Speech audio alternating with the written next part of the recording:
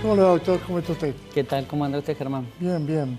Pregunta para el doctor. Bueno, bienvenido. ¿Cómo está usted? Muchas gracias, Bien. muy bien. Bueno, vamos a hablar un poquito sobre la grieta, lo que está pasando acá en la República Argentina. ¿Qué es lo que opina usted? Sí, la verdad que es un problema que, si bien es cierto que en la historia argentina se han dado en muchas ocasiones, incluso en ocasiones donde con mucha violencia política e incluso prácticamente guerra civil en el siglo XIX, no deja de ser un fenómeno relativamente reciente, la última grieta, digamos, ya en democracia. La verdad que es un problema. Por lo otro, es natural que haya, digamos, que una mitad de un país o casi una mitad piense una cosa y otro otra. Es lo normal y para eso justamente se inventó la democracia, para dentro de todo zanjar de una forma racional, bueno, quién gobierna, etcétera, ¿no? Pero, digamos, el aspecto, digamos, más negativo, diría yo, de este fenómeno que, insisto, es normal y es normal en muchos países, es que se ha perdido el debate, digamos, que se ha perdido el diálogo y el debate. El debate incluso no como donde cada quien propone sus diferentes posiciones. Es decir, yo veo, y eso especialmente se agudizó desde que hay redes sociales y tienen tanto peso, al punto de que los mismos medios de prensa toman muchos elementos de lo que pasa en las redes sociales, que hay una descalificación de la posición ajena. Entonces hay como que no se escucha la posición del otro, aunque sea para diferir, sino que hay como una descalificación, incluso a veces como una especie de repudio, y ni siquiera de la posición ajena, sino de la persona que sostiene una posición diferente de la nuestra, ¿no? Es decir, que ya no se discuten ideas, sino que se discuten personas, y más que discutirlas se intenta cancelar personas. Y bueno, eso obviamente no es positivo, más allá de que uno pueda estar de acuerdo, más o menos de acuerdo en lo que se dijo de una parte o de otra, no es positivo porque rompe la idea del diálogo y del progreso a través del intercambio de ideas, de encontrar posiciones comunes, por ejemplo, supongamos pensando a mediano y largo plazo, de que haya políticas de Estado que se mantengan con la alternancia de los gobiernos, ¿no? Es decir, que haya algunos consensos fundamentales sobre la base de los cuales se pueda hacer, digamos, pasar distintos gobiernos digamos, y haber distintas políticas, ¿no? Me parece que eso es algo que es como en Argentina en particular, donde no hay eso, es un mal, digamos, ¿no? Donde cada gobierno reinventa o quiere inventar todo de vuelta y el siguiente lo mismo y así, ¿no? Entonces un diálogo en general me parece constructivo, un diálogo entre las distintas versiones de la oposición, que no solo es la mayoritaria, y los gobiernos. No estoy pensando necesariamente solo en ni mucho menos. Me parece que es positivo, y ya hablando en un sentido más amplio que el político, el diálogo también entre ciudadanos en general, me parece que es muy positivo, que incluye cuando uno ya se pone en diálogo, aun cuando no acuerde nada, ya acuerda en respetar al otro, digamos, en escucharlo, respetarlo, quizá contraargumentar, pero ya lo que se discuten son ideas, no personas, y eso, bueno, me parece que casi siempre es muy positivo. Esta famosa palabra la grieta también está instalada en las familias con una enorme tradición. ¿Qué opina usted? Sí, claro, bueno, por supuesto. ¿Es válido? ¿Cómo? ¿Es válido? ¿Es bueno o no?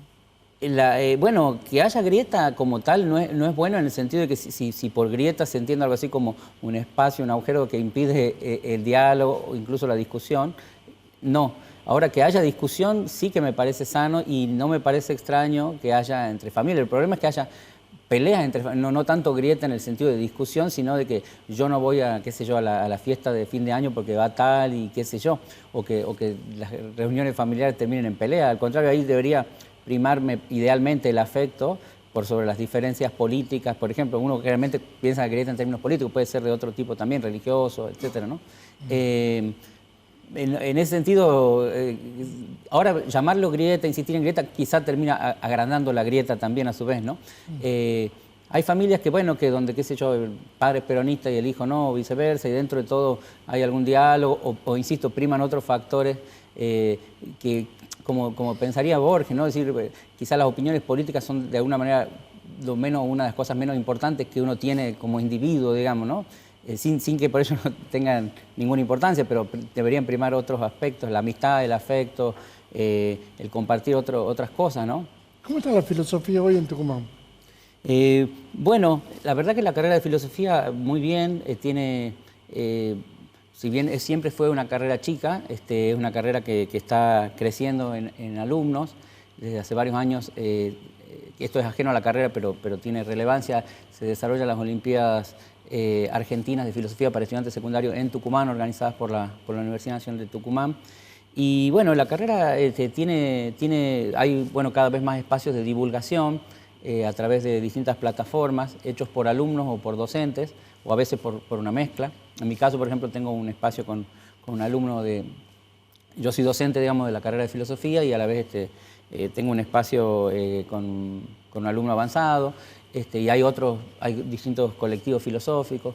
Está muy bien en ese sentido, obviamente no escapa a la crisis general del país y de la educación, pero es una carrera que me parece que se mantiene saludable ya habiendo iniciado bastante tiempo atrás, ¿no? En 1937. Por ejemplo, ¿cuántos alumnos tienen hoy? No sabría decirle exactamente, pero debe ser una carrera de alrededor de 100 alumnos, no muchos, la verdad, pero siempre fue una carrera relativamente chica. Pero siempre la concepción es que el que estudia filosofía es un pensador natural. Bueno, idealmente uno estudia filosofía porque tienes interés y idealmente también ciertas condiciones para ejercerla, ¿no? Después hay alumnos de todo tipo. En general es cierto que la persona que elige filosofía no la elige por razones ajenas al interés por la filosofía, como puede pasar en otras carreras donde uno elige algo que en realidad no le gusta, aunque no siente porque piensa que va a ganar dinero o qué sé yo, ¿no? La filosofía no promete tanto en ese sentido y eso no deja de ser bueno que la gente que suele elegirla la elige por razones, digamos, de interés genuino, por llamarlo de alguna manera. ¿Qué le transmiten sus alumnos? Bueno, le cuento una experiencia de este año medio personal. Estoy dictando una optativa que se dicta por primera vez, ¿no? Que se llama Filosofía en Tucumán. Ahora se llama Filosofía en Tucumán algunos protagonistas, porque obviamente no puede abarcar todos los filósofos que hubo en Tucumán, y entonces nos centramos en algunos, ¿no? Y bueno, la verdad que se inscribió un porcentaje muy importante de la carrera, o sea, tengo alumnos de todos los años, muchos. Y la verdad que es algo un poco nuevo en el sentido de que no hubo una tarea sistemática de rescate de los pensadores que hubo aquí y realmente hubo muy buenos, ¿no?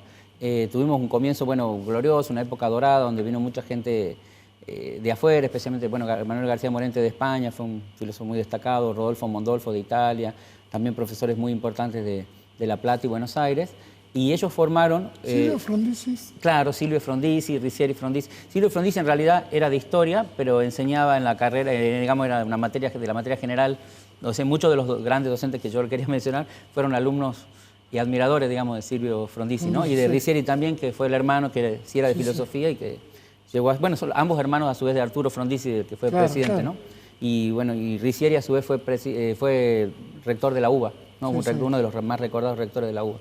Bueno, efectivamente... Pero perdón, sí, ya terminamos. Viniendo acá, tiene varios desconocidos. Por supuesto. Los últimos 5 o 10... Claro, esa generación ha formado, yo diría a muchos, pero digamos, mencionar especialmente 3 que llegan casi hasta ayer, digámosle así, en tiempos históricos, que son Jenny Valentier, Roberto Rojo y Lucía Piosek, Previs de Suki, digamos. Bueno, hubo muchos más, pero quiero decir gente que estuvo desde los comienzos y que era de acá, de Tucumán, o el caso de Rojo de Santiago. ¿Usted escribió con alguien? En este momento no me acuerdo. ¿Usted escribió sobre alguien? Bueno, yo escribí sobre García Morente en Tucumán, escribí sobre Skolnick, un libro, digamos, Claro, porque ya hablando de los más recientes, y que no son los tan recientes, ya todos han fallecido, pero Gaspar Rico Fernández, Samuel Skolnick, Jorge Estrella. Y sí, yo en mi caso con mi hermana hemos publicado un libro de homenaje a Samuel Skolnick, que fue un filósofo muy destacado de aquí. Y después el que no mencioné, pero la verdad que debería, aunque no fue profesor de la carrera, es Alberto Rullés, ¿no? Que le da nombre al Centro Cultural Alberto Rullés, que fue como el primer filósofo tucumano y uno de los primeros del país, digamos, ¿no? Le agradezco muchísimo, doctor, que haya venido. Muchas gracias a ustedes. Gracias por venir. Por favor, gracias a ustedes. Hacemos una pausa y ya volvemos.